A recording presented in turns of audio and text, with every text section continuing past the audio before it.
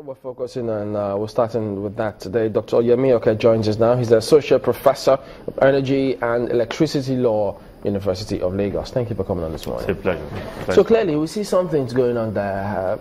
But if I remember properly, it looks as if the ministry has been unhappy with the activities of ANED for a while now, but perhaps that puts the nail in the coffin. But about this exclusivity rights for discos.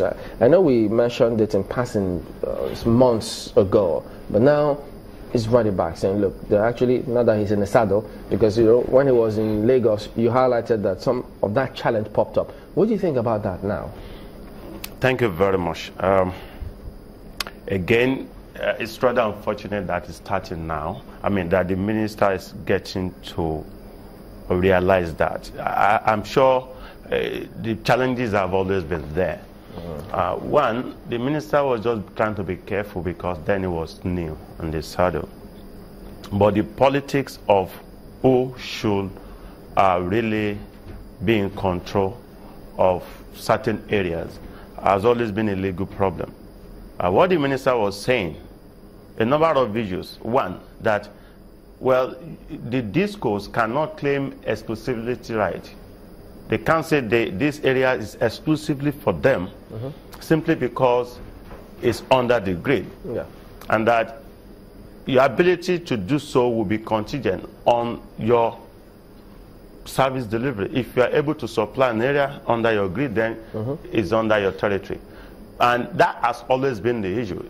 Take for instance, it's like saying, oh, you have petroleum pipeline running through my backyard. Then I'm not able to get fuel. Petrol, for instance, then I can't buy from another filling station or from black market because there's the depot or pipeline in front of my area. That basically is what you're saying. I think the problem really stems from the fact that the electric power sector reforms is a major problem in the sector. One, because it's not intended as a law to operationalize the sector. That's why it's a reform law. It's trying to take off from the whole regime of NEPA, PSN to reform, privatize a few things. That's one. Secondly, certain areas should not and can never be under the control of the discourse, because that will be totally at variance with the Constitution, which says areas that are not on the grid, those are for the state. And now the minister is now really, I guess a lot of things happen behind the scene which some of us know, and it's not for public consumption yet. The minister is unhappy because, as said in this studio, when the government says, oh, the ruling parties promised 40,000 megawatts and that they are able to deliver 10,000 megawatts, I said no. The best we'll do is to pick 5,000 megawatts, which is even unlikely. But now we are really going backwards, and the challenges have not been addressed. One, we are not likely to get it right unless we do a few things. And I will quickly outline them. Get what right? Meeting up with which target now? Or getting stable power supply? Which of the targets? Both. Oh. We can't get stable electricity. And the target is, of course, if you're not getting electricity supply, I do a major target. Even if the target of 10,000 megawatt, even 2,000 megawatt is set for you, even incremental target of saying, okay, 500 megawatts every month. If I could bring this up before we come to the part where you say, unless you do a few things, hoping we don't lose that train of thought.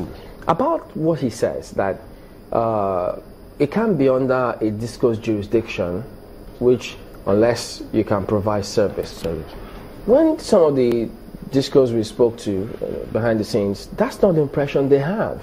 They think that no, that shouldn't be the case. Thank you. And I know this problem would never end. It's been there.